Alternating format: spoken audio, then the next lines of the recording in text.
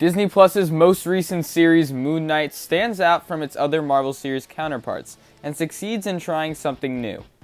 I thoroughly enjoyed this series, and every episode I believe got better and better.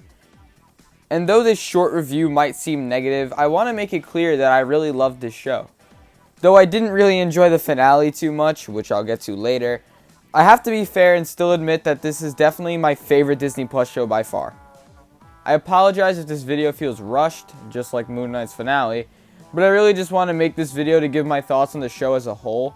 I'm seeing Doctor Strange in the Multiverse of Madness tomorrow, and I'll probably be making a longer, more quality video on that movie. But as of now, I've been stampeded with work, and my mind is fried from preparing for AP exams. But with all that out of the way, I'll briefly give my thoughts on Moon Knight. I think the show starting off with Steven was a fantastic writing choice. Just as Steven is tricked, the viewers are tricked into thinking that Steven is the original and Mark is the quote-unquote parasite. I also really enjoyed how the show revealed new characters and bits of information at a slower pace. The time we got getting to know the personalities of Mark and Steven and how Mark's relationship with Layla kind of dived into Steven's life, and the bicker that they shared really paid off in both episodes 4 and 5. The gradual turn of both Mark and Steven coming to terms with each other felt very natural, and Oscar Isaac really displayed an amazing performance. The first 3 episodes aren't necessarily normal, but set up everything you need to know before episode 4's insane twist. Episode 4's ending was mind-blowing, and after it, it was really the first time where I was at the edge of my seat awaiting the arrival of Wednesday in the next episode. Episode 5, though I felt some of it could have been shortened or cut totally, explains more but not everything. Us being able to experience the tragedy of Mark's life and how he created Steven Grant through Steven's perspective was another great way of exposition dumping. It really heightened Mark and Steven's differences, and not only were we, the viewers, curious about Mark's story, but we were also curious how Steven would react and how it would affect his interactions with Mark.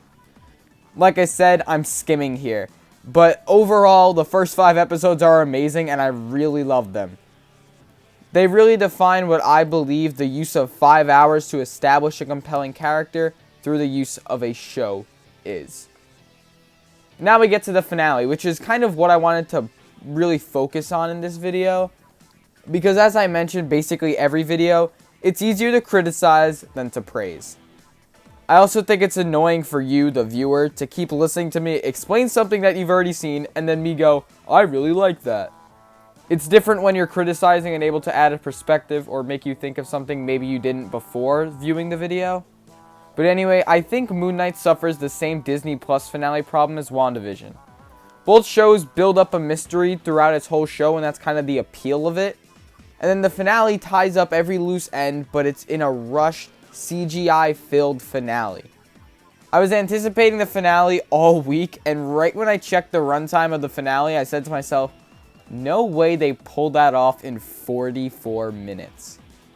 And I think it's safe to say that they kind of did. I don't know, while I feel this finale had some great individual moments as a whole, it felt extremely mediocre. I think what made it so disappointing wasn't necessarily its faster pace. It was that there was still so much setup to accomplish until the actual climax. And on top of that, it was crammed into under 40 minutes of actual content runtime, because 10 minutes of it is usually just credits. But like I said, individual moments like Steven and Mark in the sand, Layla becoming the hippo's avatar, and Moon Knight returning and fighting along Layla's side were all cool, but the episode as a whole, like I said, was just kind of mid. And I'm going to say it. I'm actually going to say it 2 more times. I really love this series, and most of the things I'm going to list now are just nitpicks, but I still think that they're worth mentioning and just kind of giving my 2 cents on it. My biggest problem with this show was the lack of, well, Moon Knight. And while it wouldn't have made sense in the narrative the show was telling, which was amazing by the way, I can't believe a show titled Moon Knight.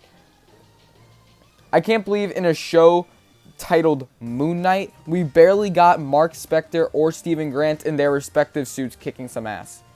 While we definitely got it at least once an episode, while watching the show you definitely don't feel like the suit is present enough.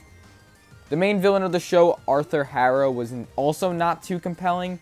I guess I respected his persistence, and while I didn't necessarily dislike him, he was a very one-beat character that didn't get very much development past I want to resurrect Almond.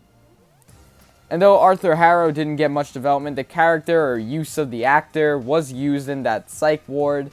Now maybe I'm stupid, but this leads me into the next nitpick. Now, I could definitely watch, New Rockstars' breakdown of the episode and probably totally understand what was going on or the purpose. But fresh off the episode with no other outside information, I'm still extremely confused on the whole point of the psych ward in the latter 3 episodes. I guess I didn't necessarily dislike it. It was interesting, but it was left unexplained. Or maybe it was explained, but extremely vaguely. I don't know what what was with the blood on the shoes. I guess maybe it was because he was really dead, and you were supposed to believe that the whole Moon Knight thing was imagination, but in reality, the whole psych ward thing was imagination, and it wasn't real at all. But if it wasn't real, why was so much time devoted to it? Again, I don't know. I'm really going to have to research that if I actually think it's, a crucial point to the show. But yeah, that's my opinion on Moon Knight. As I said, time and time again, I really loved this show and wasn't disappointed until the finale. It really felt like a new experience from the MCU, and I'm excited to see Oscar Isaac reprise the role in a future film or show or second season, because he did do one hell of a job. For a show with crazy plot and the main characters being the same person, I thought the show really succeeded in what it wanted to accomplish. And though maybe the finale didn't reach my expectations, it was still enjoyable, and the post-credit scene also tied some loose ends from not only previous episodes, but the final episode. Overall, Moon Knight is going to get an 8.5 out of 10. Something different and fresh that works out very well.